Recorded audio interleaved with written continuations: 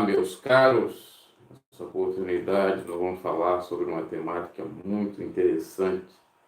Deus opera, ou habita e opera no templo, nas igrejas, nas instituições religiosas, nas denominações cristãs, será mesmo? Vamos fazer um breve estudo acerca disto aqui no canal. Está até com o esboço aqui atrás, no fundo, no quadro. Deixa eu só melhorar para vocês verem melhor. Agora sim. Vamos lá. Nós começamos com um texto-chave, que é esse aqui. Atos dos Apóstolos 17, 24, que nos diz o seguinte. O curioso é que eu estava vendo alguns religiosos falando sobre esse versículo, e eles têm uma opinião que nem sempre é do contexto bíblico do tal capítulo e versículo. Leamos, portanto, esse versículo.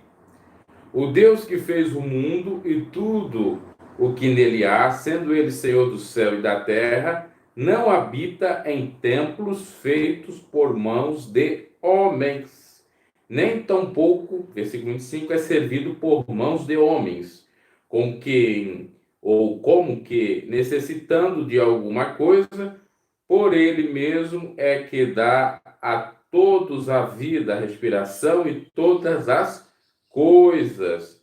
Versículo 26, de um só fez todas as nações, Deus no caso, dos homens, para habitarem sobre toda a face da terra, determinando-lhes os tempos já antes ordenados e os limites da sua habitação. Paulo discursando no Areópago, em Atenas, lá na tribuna pública, que eu já até falei um pouco dessa tribuna.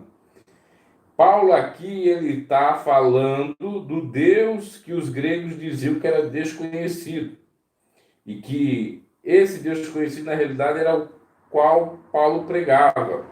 Pregou para os filósofos, epicureus e estoicos, pregou para aqueles que eram adeptos dos deuses estranhos e tantos quantos outros estivessem ali presentes. Paulo falou, então, com relação à idolatria, a templos, a deuses pagãos, quando ele diz que Deus não habita em templos feitos por mãos de homens. O templo é o quê? A edificação, a casa, e não só a casa em si, mas o adorno, o enfeite, e principalmente o Deus que lá está, feito por mãos de homens. O boneco de gesso, vamos colocar assim, o boneco de madeira, o boneco de ferro, de bronze, enfim, de várias matérias-primas, que é feito por homem. Mais ou menos o que acontece na Igreja Católica. Você vai lá, tem Jesus Cristo de barro, tem lá os santos da igreja, mas os católicos alegam que não cultuam aqueles santos, só Jesus. Eles dizem que veneram. Venerar e adorar, tá no mesmo? Porque se fosse meramente venerar no sentido de admirar, não precisava colocar nenhum daqueles santos lá. Porque os mesmos em vida não queriam adoração. Pedro, quando foi utilizado por Deus para curar, veio a pessoa que recebeu a cura se prostrar diante dele e ele disse: eu sou um pobre miserável, não venha me adorar. Isso está na palavra do Senhor. Se eles, vivos, não queriam adoração, por que vão ter adoração agora, depois de mortos? Por que os católicos, então, rezam para esses santos se eles não queriam que rezasse ou que adorasse eles quando eram vivos? Se Pedro, Paulo e dentre outros apóstolos eram tudo, e assim como odiernamente, atualmente, se faz tudo no nome do Senhor Jesus, não é em nome desses. porque o nome de Jesus está acima de todos os nomes. Também não é no nome de Maria. Teve um padre aí recentemente que falou que Maria não morreu virgem, está um bafafá assim grande no seio do catolicismo. Meu Deus, que blasfema! Não disse que Maria morreu sem ser virgem. Mas é claro, porque depois de ter Jesus, ela teve outros filhos. Mas a Igreja Católica diz que não eram irmãos de Jesus, que está narrado na palavra, que eram 6, inclusive 4 homens e 2 mulheres, se eu não me equivoco. Eram primos, porque a expressão irmão também quer dizer primos. Posso até numa outra live explicar sobre isso. É outra parafernália herética colocada pelos homens. Eu vou ler o outro texto, já que eu estou falando, que eu gosto de dar embasamento, com relação à adoração que Pedro foi utilizado por Deus para curar. No entanto, ele não quis adoração. Disse, espera lá, eu também sou homem, não sou digno de adoração, mas sim quem? O Senhor Todo-Poderoso. Vamos ver se em Atos dos Apóstolos 3, no qual o discurso de Pedro no templo, veja, era no templo. Olha que interessante. Atos dos Apóstolos 3.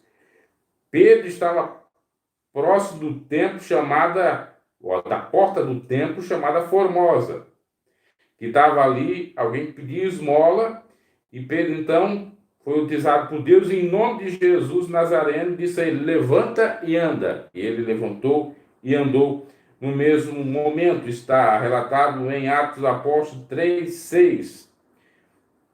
Exaltando ele, pôs-se em pé e começou a andar. Então entrou com ele no templo, andando e saltando e louvando a Deus. 3:8. Deus, aqui já é uma prova que Deus opera em templo, ou próximo de templo. Tá? Já é até uma resposta antecipada à indagação. Então, aqui acontece o milagre, Pedro aproveita o milagre e prega sobre Jesus, dizendo que Deus o curou. Não sei se é nessa passagem, me creio que não seja. Numa outra passagem em que Deus utiliza os servos de Deus e ele diz, espera lá, eu sou homem. Pois eu procuro aqui e falo, mas vamos ao cerne da questão. Então, Atos dos Apóstolos 17, 24, fala sobre dedicar-se a Deus e servir a Deus necessariamente, eu digo dentro do contexto, né? De 17, 1, vai de 24, vai mais adiante ele. E quando Paulo refere-se ao não habitar, Deus não habitar em templos feitos por mãos humanas, não é necessariamente o templo, é sim a idolatria, é sim o modus operandi dos religiosos naquele local. Porque, como diz a palavra de Deus em João 4, 24, 23, os verdadeiros adoradores a Deus adorarão em quê? Em espírito e em verdade. Se é em espírito e em verdade, não é em matéria ou em mentira. Não é simplesmente com o rótulo de um templo, que ali serve alguma divindade. Bom, 23. Mas vem a hora, e já chegou, em que os verdadeiros adoradores adorarão o Pai em espírito e verdade, pois o Pai procura tais que assim o adorem. João 4, 23 e 24 diz, Deus é espírito, importa que os que adorem, o adorem em espírito e em verdade. Então, em espírito e em verdade. E sendo espírito e em verdade, já digo de antemão também, que pode ser em qualquer lugar, pode ser na sua casa, como o próprio Jesus disse, entre no seu quarto, feche a porta do seu quarto, busque a Deus que Ele verá e ocultamente te recompensará, desde que, claro, aquela adoração ou oração seja feito feita em espírito e em verdade. Por isso que a gente tem que examinar as Sagradas Escrituras para não ser enganado. Para não ser enganado, porque tem exageros de ambos os lados. Eu acho que eu encontrei agora o versículo, que eu não gosto de ficar sem falar. Aliás, foi no caso de Cornélio, perdão, não foi necessariamente de cura, mas foi de recebimento da palavra de Deus por parte de Cornélio. Cornélio é narrado no caso de Cornélio, em Atos Apóstolos 10, 24 em diante, precisamente no versículo 25 fala: entrando Pedro, saiu Cornélio a recebê-lo, e prostrando-se aos seus pés, o adorou. Cornélio foi adorar Pedro, Pedro vivo. Olha o que Pedro disse no versículo 26 de 10 de Atos dos Apóstolos. Mas Pedro levantou, dizendo: levanta-te, que eu também sou homem, ou seja, eu sou um pobre miserável que nem tu. Ou seja, eu sou você. A única diferença é que eu creio em Deus, tenho o Espírito Santo. E quem faz a obra é o Espírito Santo, é Deus, não é eu. Eu sou um homem, eu sou carnal, eu sou mortal. Falando com ele, entrou e achou muitos que ali se haviam ajuntado. Versículo 27. Então, Pedro repreendeu a adoração, ou a veneração, pudesse ser, de Cornélio. Em vida, imagina ele morto. Porque Deus não é Deus de mortos, mas sim é Deus de vivos. Para analisar. E também a Bíblia diz em Hebreus 9, 27, que após a morte cabe o quê? Ou segue o quê? O juízo. Nenhum morto pode fazer mais milagre. É a grande realidade. Aí não vão dizer assim, mas espera lá, Eliseu, quando estava morto, alguém colocou um caixão, um corpo lá onde ele estava sepultado e a pessoa ressuscitou. Os ossos dele eram ungidos. Sim, claro que os ossos dele, no servo de Deus, é ungido. Inclusive, muitos utilizam essa passagem para vedar a cremação. Que um servo de Deus tem que ser sepultado. E dali está os ossos, são sacros, santos, ao ponto até de ressuscitar pessoas. Poder de Deus que ali está. Ok? No entanto, não é o que atualmente se faz. Que tem um comércio em torno de adoração, que tem um comércio em torno de heresias, porque a adoração equivocada, e no caso ali, o morto não foi adorar, a família do morto que sepultou onde estava Eliseu, não foi adorar os ossos de Eliseu, aconteceu naturalmente, para provar que aquele era um homem de Deus de fato. Então, não tire texto fora do contexto para virar pretexto. A Igreja Católica utiliza isso para dizer que é correto você orar para os santos, ter um relicário lá com os objetos dos santos guardados, ou até mesmo eles que são sepultados dentro das igrejas, as pessoas vão lá ver a pessoa morta, por exemplo, o Papa João Paulo VI, João Paulo II, está lá. Você vai em Roma e vê o corpo dele lá, no estoque lá, no corpo dele, para receber alguma dádiva. Mas aquilo é tudo para o estilo de comércio, nada vai acontecer. O que pode acontecer é o espírito engano para enganar as pessoas, ou um efeito placebo que faz com que aconteça alguns milagres. Por exemplo, eu creio que esse quadro vai me salvar, me traz a salvação de uma enfermidade, mas não necessariamente me salvar da ira vindoura. Então, tudo isso tem que ser analisado. Outra coisa, já que eu estou falando em questão de mortos e de adorar mortos, vocês sabiam que saiu uma pesquisa que as ossadas que estão lá no Vaticano, segundo essa pesquisa, de fato é de Pedro, porque lá no Vaticano tem um túmulo de Pedro, do apóstolo Pedro.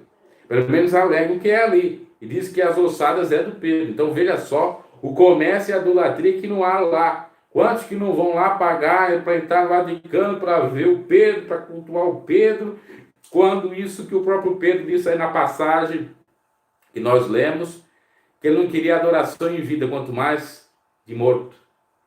Porque o único digno de louvor é Deus. E Deus divide a sua glória com o trem.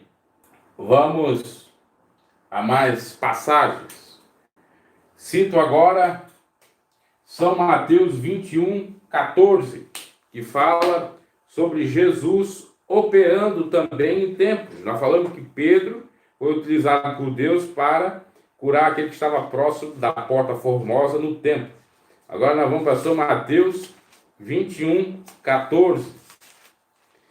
Como eu estava tentando dizer, até não disse, existem dois extremos. Quais são esses? De que Deus não opera fora do templo, os religiosos, ultraconservadores e extremistas dizem isso, e tem agora, modernamente, atualmente, cristãos que não estão mais nos templos dizendo que Deus não opera dentro do templo. Não começa a colocar limite em Deus, não. Deus está em todos os lugares, Ele é onipresente, Ele opera onde tiver adoração, espírito em verdade, onde tiver sinceridade, seja no quarto, seja no trabalho, seja em casa, seja na rua, seja no templo, seja onde que for. Pois eu leio as mensagens de vocês, vou seguindo o estudo agora. São Mateus 21, 14, que nos diz: vieram ter com ele quem? Jesus, no templo, cegos e coxos, e ele os curou. Jesus curou no templo. São Mateus 21, 14. Vieram ter com ele no templo, cegos e coxos, e ele os curou. Vendo então os principais sacerdotes, os escribas, as maravilhas que fazia, e as crianças clamando no templo, Hosana, que é uma adoração ao Filho de Deus, aliás, o Filho de Davi, ficaram indignados, revoltosos, com inveja. E perguntaram-lhe: ouve que esses dizem? Respondendo-lhes Jesus: sim. Nunca leste que da boca das crianças e pequeninos tirasse prefeito louvor? E deixando-os, saiu da cidade para Betânia, onde passou a noite. Inclusive, essa passagem é relatada sobre a questão da purificação do templo. E Jesus pegou um azorrague, foi lá, derribou as mesas dos cambistas, cadeiras daqueles que vendiam pombos e dentre outros animais, ou que faziam negócio ali. Jesus citando uma passagem já do Antigo Testamento: a minha casa será chamada casa de oração, mas não de covis de ladrões, né? Ou a voz tendo convertido em covis de ladrões. E nesse mesmo momento vieram pessoas ali para ser curadas e ele curou. Então quer dizer que Jesus curou aqui, ó. Curou no templo. Porque muitos falam: não, Jesus só curou fora do templo. Mentira, aqui está relatado, ele curou no templo e fora do templo. Porque para Deus não tem empecilho. A questão é a fé. A pessoa tem fé, é curada. Assim como foi curada a mulher do fluxo de sangue, quando Jesus disse: de mim saiu virtude. E estava Jesus andando com a multidão o comprimia, o apertava, e ele disse: de mim saiu virtude. Aí um dos discípulos disse: mas como, mestre? Todo mundo perto de ti. É óbvio que alguém te tocou, está todo mundo tocando, mas Jesus se referia a um toque especial, a um toque de fé, diferente de todos aqueles que estavam ali na multidão. Isso refere-se à questão de fé, porque às vezes você pode estar num local, num ambiente onde está com a faixa de Deus, ou num local ou num ambiente que há até uma certa santidade, mas se você não tiver fé, Deus não opera. E outro, ou outra pessoa pode estar um pouco até distante, mas tem fé, recebe. Pode não estar bem perto de Jesus, pode até não estar na multidão, mas por conta da fé, recebe. Porque, como sempre Jesus dizia, a tua fé te salvou. Se crê, tudo é possível que crê, né? Ou aquele que crê. Ainda temos São João 7, que vai falar também que Jesus estava lá no templo, que também aconteceu maravilha lá. Que Jesus disse que ele era exatamente a fonte de água viva. É isso que diz em São João 7. Então Jesus, ainda ensinando no templo, clamava: sim, vós me conheceis e sabeis de onde eu sou. Eu não vim de mim mesmo, mas aquele que me enviou é verdadeiro, mas vós não conheceis. Mas eu conheço, porque dele eu sou e ele me enviou. Aqui mostra que Jesus estava no templo, ou seja, não configura Atos 17, de 4, que Deus não habita em templo feito por mão de homens. Jesus estava no templo ensinando. Se ele estava lá, ele cria que lá haveria a habitação de Deus. Assim como ele esteve na passagem anterior e pessoas foram curadas. Então quer dizer, a habitação e a operação de Deus acontece sim no templo. Nas denominações, quando há fé, quando há sinceridade, propósito. Hoje vai seguir, né, a passagem que eu tinha dito: no último dia, o grande dia da festa, 7h37. Jesus pôs de pé e clamou: se alguém tem sede, venha a mim e beba. Quem crê em mim, como diz as Escrituras, do seu interior fluirão rios de água viva. Isso tudo ele falou no templo. Então cai por terra essa teoria: ah, você vai para templo, você ainda é gado, você é alienado, você não entende nada. Quem não entende nada é você que vai atrás desses gurus do YouTube. Ah, você se reuniu na rua, ah, você fala de Jesus, ah, você está falando isso, está falando daquilo. Biblicamente falando, Jesus curou em vários lugares. Do mesmo modo, andou em vários lugares. Do mesmo modo, ensinou em vários lugares. Então, pare com esse mimimi. Deus opera onde que Ele quiser e habita aonde que Ele quiser. E quando aqui se fala em templos por mão de homens, leia-se pensamentos humanos, leia-se idolatria, outros deuses, culto ao ego, culto a outras divindades, culto a apóstolos, já falecidos, no caso dos apóstolos bíblicos, tudo isso. Porque nós somos o templo do Deus vivo. E ele pode habitar em nós, como diz em 1 Coríntios 3, 16, 17. Que fala, se a gente não cuidar do templo, o próprio Deus destruirá. E esse templo, que somos nós, pode ter a habitação de Deus e a operação de Deus nesse templo. E esse templo, como somos nós, pode ser no local que for, porque se a gente vai no local onde está orando a Deus, buscando a Deus, Deus pode estar ali. Se está no outro local, é o que eu digo, esse local, vamos colocar a igreja, igreja mesmo, o templo, Deus pode operar ali por conta da fé e da sinceridade da pessoa. Pode ser numa praça, pode ser numa rua, pode ser onde for. Então paramos com essa tolice de limitar Deus, ou de dizer, não, lá não opera, lá opera. É claro que existem situações para que Deus não opere. Como o próprio Jesus citou, a incredulidade é um dos pontos. Também a profanação do local santo. Quem lê, entenda, quem vê, fuja quando começares a ver abominação no lugar santo. Você viu que ali não tem oração, que ali não tem clamor a Deus, que de fato não se reúne com um propósito ao Senhor, ali nada acontece. Lembrando que o Senhor Jesus disse que onde tiver 2 ou 3 meus nomes reunidos, eu ali estaria. Mas é com propósito, não é de qualquer maneira. Não é para fitos públicos, não é para interesses espúrios. Como, por exemplo, políticos, picaretas, que vão utilizar, já estão utilizando o nome de Deus agora para fazer campanha para atrair o gado eleitoral evangélico. Já digo assim, esses fazem uma má versação do nome do Senhor. Colocam o nome dele em vão. E ali onde ele está, porque é a operação do engano, Deus não está. Por mais que eles estão falando, ah, Deus, ah, amo o próximo, ah, isso, aquilo, não está. Porque o interesse deles não é levar as pessoas a Deus. O interesse deles não é fazer o bem ao próximo. É assim estar na cadeira de vereador, de prefeito, está lá no pedestal. São os hipócritas. E eu refiro biblicamente a esses na passagem de João 3, que fala que Nicodemos, um grande, poderoso chefe dos judeus, que nós podemos colocar como uma espécie de autoridade nos dias atuais, política, uma figura pública, seja um juiz, um doutor, médico, chegou diante de Jesus com toda aquela pompa, dizendo, eu sei bem que tu és mestre, eu sei que tu és isso, eu sei que tu é aquilo. E Jesus não quis nem saber daquela bajulação, daquela lisonja. Ele diz, olha, necessário é tu nascer de novo. Não vem para cá com essa velha criatura aqui, porque tu queres se promover comigo. Porque tu sabe que o meu nome está crescendo aqui. Tu sabe que o povo está falando de mim, que eu sou um filho de Deus, que tem acontecido coisas extraordinárias. Então, meus caros, nesse sentido não há operação, porque depende do propósito. João 3 em diante, né? Olha como veio Nicodemos diante de Jesus. E foi esse de noite com Jesus e disse, Rabi, sabemos que é mestre, já chamou Jesus de mestre, né?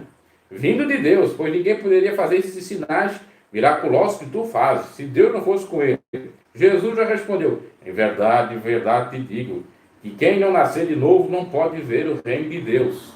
Jesus desprezou aquela exaltação, aquela saudação bastante bajulativa do senhor Nicodemos.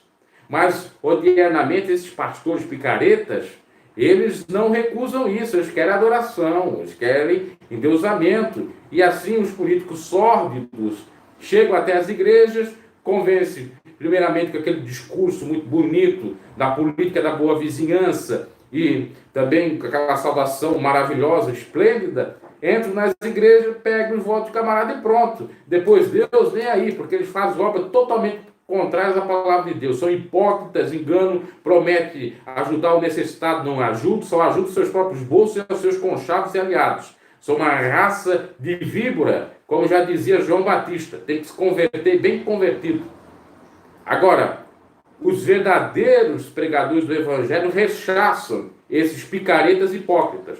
Agora, aqueles que são espertinhos, que são mercenários, que não se preocupam com ovelhas, eles abraçam com unhas e dentes o poder político. Tanto é que nós temos aí a Igreja Universal com seu partido, a Assembleia de Deus com seu partido, a Igreja Brasil para Cristo com seu partido, pelo menos com pastores envolvidos aí, e que utilizam o púlpito santo para falar de política, fazer do púlpito santo palanque, e aí que configura que Deus não habita em templos feitos por mão de homens, porque tira a originalidade do culto racional, como disse São Paulo aos Romanos 12:1. Aos Romanos 12:1 diz assim: apresentai o vosso corpo em sacrifício santo e vivo e agradável a Deus, que é o vosso culto racional, um culto inteligente, um culto que tem foco, que tem inteligência, que tem objetivo. Não é para promover político, não é para colocar o homem no centro, mas sim Cristo no centro do culto ou também da mensagem. Então, tome muito cuidado, porque agora nós vamos ter esses pilantras, esses políticos de Araque, que se Jesus tivesse, muitos ficam estranhando a gente falar dessa maneira. Mas se Jesus estivesse na terra e visse isso, nós vimos no tempo presente, com toda certeza, ele iria estar falando da mesma forma e pegando um azorrague para dar uma surra, entre aspas, nesses picaretas. Se não fosse para derribar os campistas, era para exortar. Isso também é um agir da parte de Deus, porque Deus castiga e repreende todos quantos amam. Existe realmente uma obra do engano aí. Tome cuidado. Acho que eu já disse praticamente tudo. Veja bem, ainda faltou dizer esse detalhe. Existia o Santo dos Santos, o Santo Lugar, o átrio anterior, que seria o pátio do templo. Na época de Jesus, o único templo que tinha era o templo de Jerusalém. Depois foi derribado em 70 depois de Cristo. O Santo dos Santos, sacerdote ia lá fazer um sacrifício cada ano, então anual. O Santo Lugar, sacerdote praticamente mensalmente, e às vezes nas festividades, principalmente, é que eles estavam lá fazendo sacrifício, e o átrio anterior, um lugar mais público, onde praticamente todos estavam lá.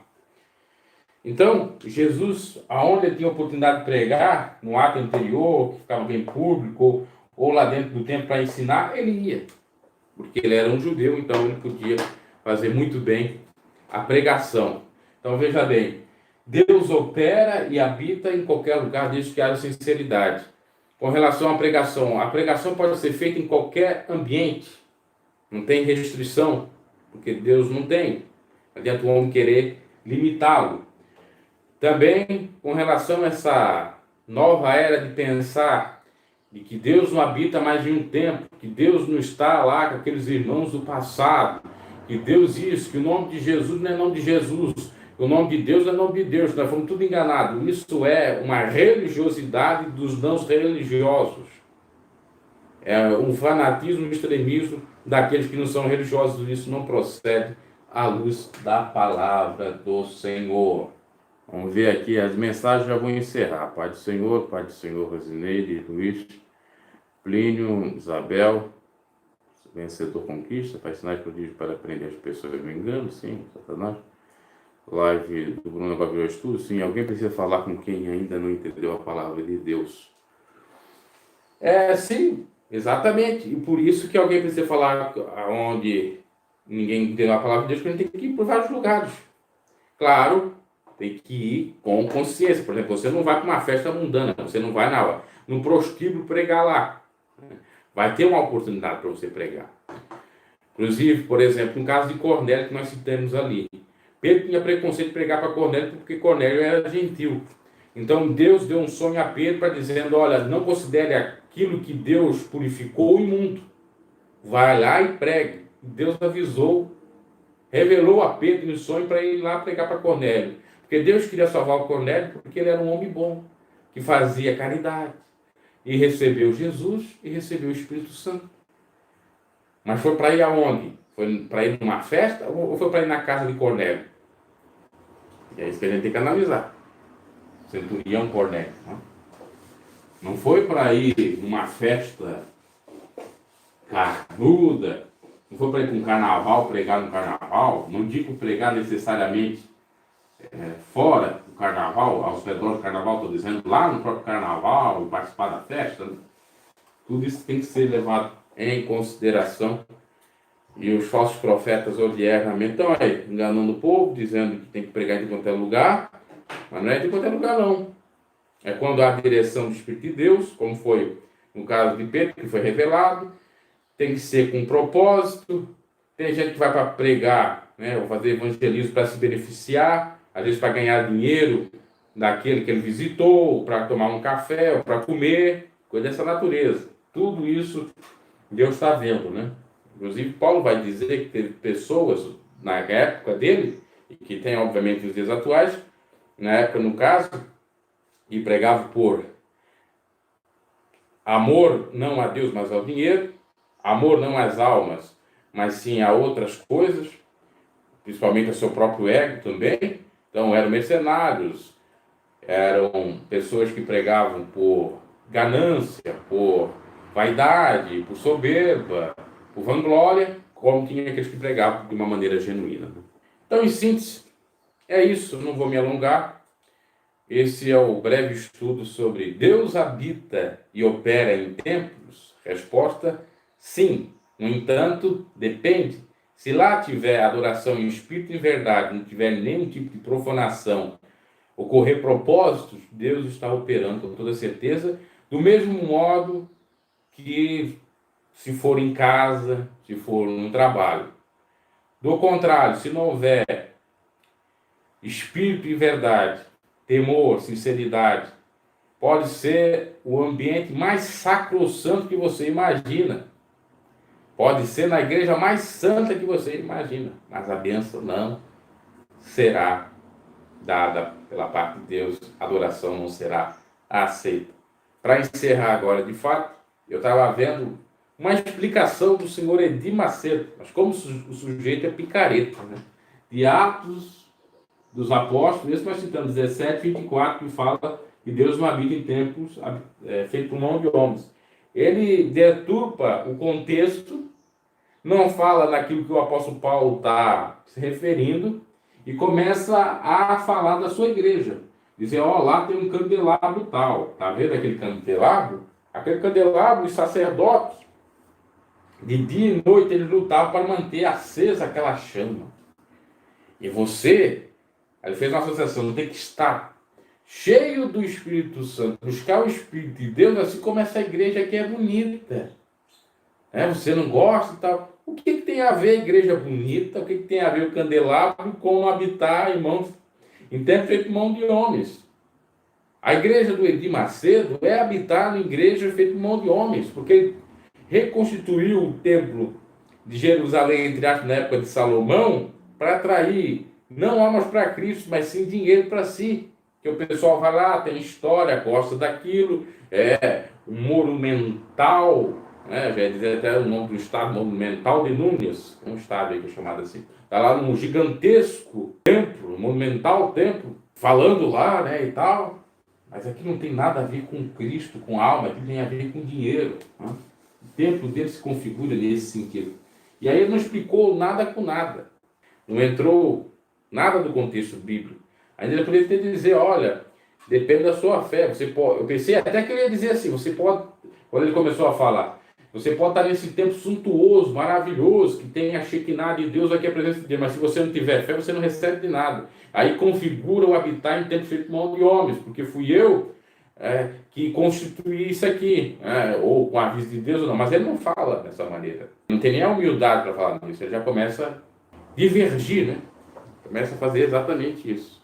É muita coisa insana do senhor Edir Macedo. É trivergir mesmo, né? Acho que esse é o termo, se eu não me equivoco, o significado. E outros, do mesmo modo, ficam, então, falando que é assim, assado, mas não se refere ao templo necessariamente. Quer dizer, o templo pode ser não habitado por Deus ou ter operações de Deus exatamente pela condição da pessoa, pela condição daqueles que estão ali reunidos, ok? Então tá aí o estudo, o ensino. Eu falei divergir, mas essa palavra não existe, né? Só para corrigir, ele é divergir. Eu queria falar outra palavra, mas não veio agora no momento. Vamos ver se tem mais aqui. Mensagem, ok? Abraço. Boa tarde, até a próxima.